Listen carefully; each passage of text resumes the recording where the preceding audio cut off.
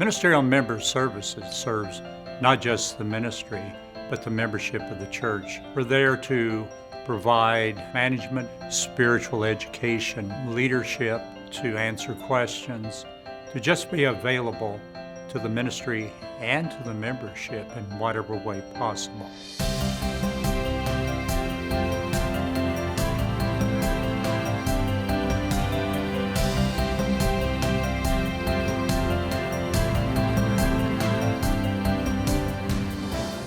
We're going to take a look at a few big initiatives in ministerial and member services. The church is moving forward in its mission to prepare a people for the kingdom of God. The Labor in the Word program is a program that came out of a council retreat last December. The idea is to raise the caliber of the ministry. One of the most powerful things a minister can do is his speaking, to motivate and inspire people. But secondarily, to rightly divide the word of truth. And you get into studying the Word of God very deeply. We have 4 categories. One is the overview of the Bible. One is hermeneutics, or rightly dividing the word of truth. Another is preaching and teaching. And the 4th one is pastoral care. It'll also help him in counseling, visiting with members, to be able to answer their questions, because his mind will be focused on the Scriptures. The main benefit the members are going to see, they're going to see a minister who has spent much more time studying, preparing his sermons, has gone into depth on those sermons. And so what we're looking for is a minister who's supercharged, and hopefully the sermons are going to be much more powerful, inspiring, uplifting, and something that members will be excited to come to church to listen to. Labor in the Word is continuing education, a commitment to lifelong learning. It's critical that the church continues to provide a trained ministry to serve the brethren now and into the future. 6 couples have recently been hired for pastoral training. They represent the future of the church in caring for the disciples God calls. Well, one of the strategies of our operation plan is to prepare a trained ministry. And at first I thought this would be a formidable job without a special school or a special institution. Ever since United has started, we've looked at the ministry and the fact that we're going to get older. Well, we've reached the point where we've gotten older. And last year we had 4 or 5 ministers, longtime ministers, retire. We have just hired 6 ministerial trainees, and we felt that by using a model that we had used several decades ago of bringing in younger people as trainees and seeing how they do, and working with them, educating them, working with mentor senior pastors, and by providing, like we have the Pastoral Development Program, that we can provide a ministry that will be very effective in caring for our people. We're looking at the fact that we need to replace them with men who can pastor for 20, 30, and 40 years. That's why we're looking at trainees. This has actually been the example in the Bible. Elijah trained Elisha. Moses trained Joshua. You find that Christ trained the disciples. Paul trained Titus, Timothy, Silas, a number of other men. They're going to be mentored on how to pastor. In other words, how do you pastor? How do you visit? What's the best way to organize a church area? How do you run your office? How do you delegate? All of these principles that a man has learned over the years. The latest for our new trainees is a pastoral development program, which includes instructions about the qualifications of the ministry. It includes studies in hermeneutics, and also in lab work, I would call it, in giving sermonettes and Bible studies and that sort of thing. When we begin to look at new trainees, we're looking at men who are deeply converted. We're looking for conversion. We're looking for good marriages, strong marriages. So we go back to 1 Timothy chapter 3, Titus 1, qualifications of the ministry, and we look at those in helping us to evaluate. We realize that they were already perfect in these areas, they'd be ordained. They're not yet, but they're striving in that area. So we're looking to see, are they headed in that direction? Is God calling them to this? Another thing we're looking at is their enthusiasm for the job. And those we've selected this year, very enthusiastic, very anxious to get involved.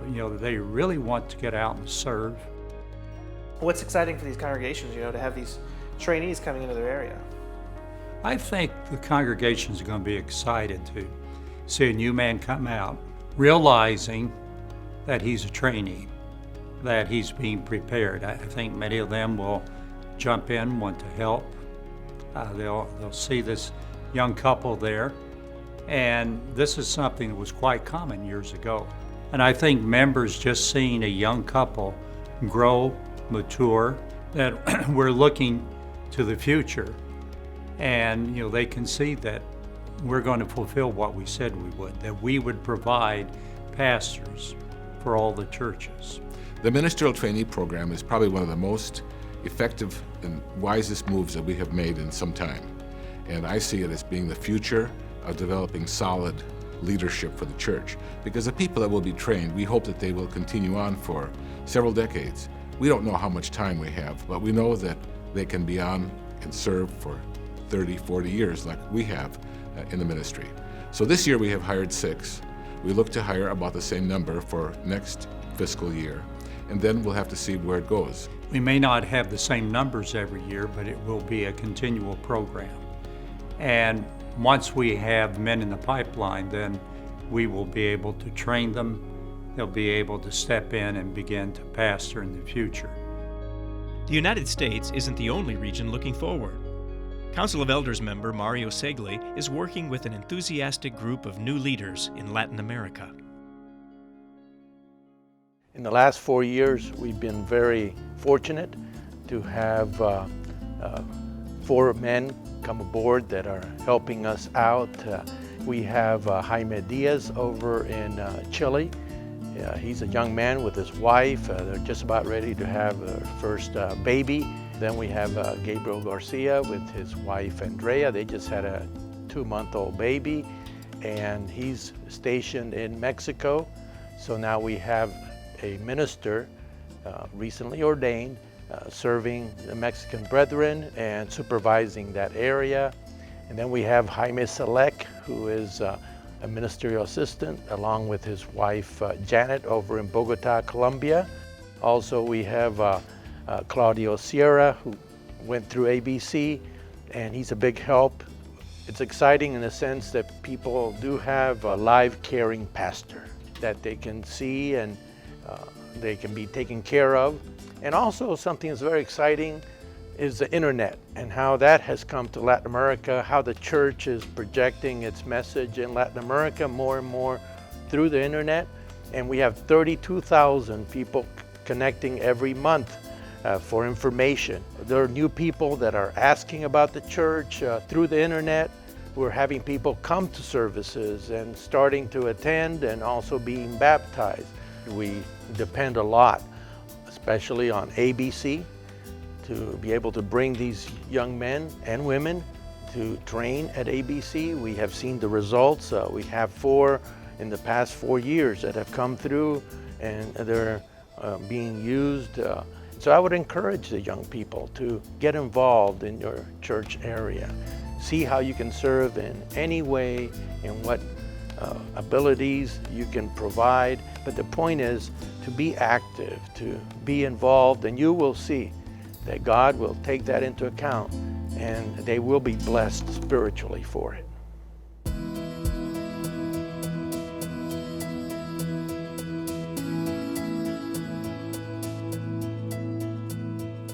This past year I was very heartened by the improved mission statement for ABC.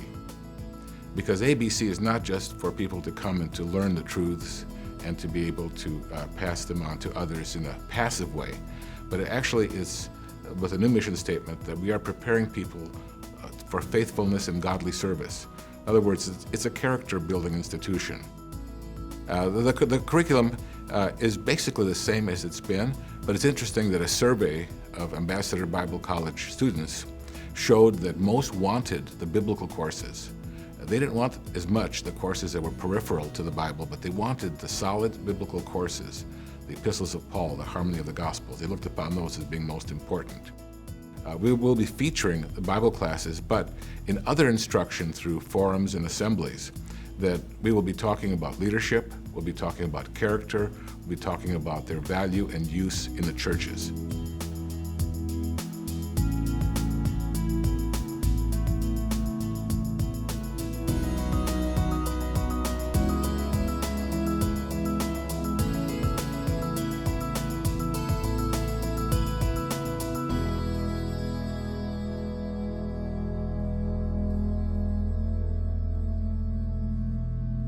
The church is committed to laying the foundation for the next generation.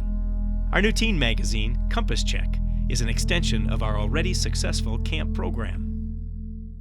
The Compass Check magazine came about because we saw that the Vertical Thought magazine that we had not only went to the teens, but went to the general public. So it's going to be directed to the youth of the church, specifically about situations that they face, problems they face, perhaps like on keeping the Sabbath and issues getting off from school, and what do you do and how do you keep up with your schoolwork. And that's how it differs from our previous magazine. Where do you see our church in 20 years from now with all these things we have in place?